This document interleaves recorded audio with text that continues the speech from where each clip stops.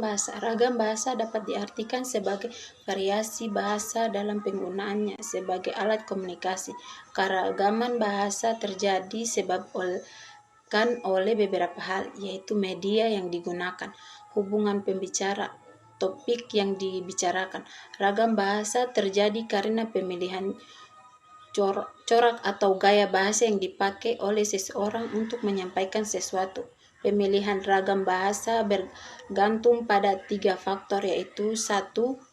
Cara berkomunikasi dalam kurung lisan atau tulisan. 2. Cara pandangan penutur terhadap mitra komunikasinya. 3. Topik yang dibicarakan atau ditulis.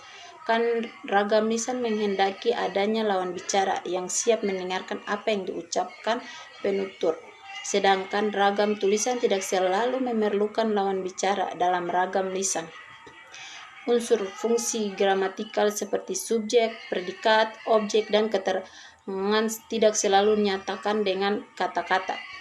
Akan tetapi dapat dengan bentuk gerak tubuh dan mimik wajah, ekspresi, dan ragam tulisan. Fungsi gramatikal harus dinyatakan secara eksplisit agar orang yang membaca tulisan dapat memahami makna yang terkandung dalamnya, misalnya dalam surat kabar, majalah, atau buku. Ragam lisan sangatlah terikat pada situasi, kondisi, ruang, dan waktu. Di dalam ragam lisan, makna dipengaruhi oleh tinggi, rendah, dan panjang, pendeknya nada suara atau intonasi. Sedangkan dalam ragam tulis, makna terutama dalam pemakaian tanda baca. Salah satu jenis komunikasi saja ternyata tidak cukup, terutama dalam kehidupan modern. Jadi, komunikasi secara lisan dan tulisan sama pentingnya karena keduanya dapat saling melengkapi.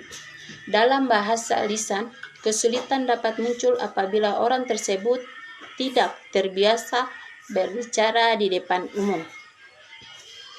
Sebagai kemampuan produktif, bahasa lisan tidak hanya cukup dengan pemahaman secara teoritis, tetapi juga harus dilengkapi dengan praktik pembicara, seperti halnya kemampuan bahasa lisan. Kemampuan bahasa tulisan juga memerlukan praktik.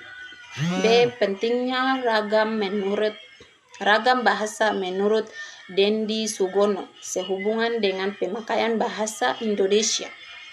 Terdapat 2 kategori yang mendominasi, yaitu menggunakan bahasa baku dan tidak baku.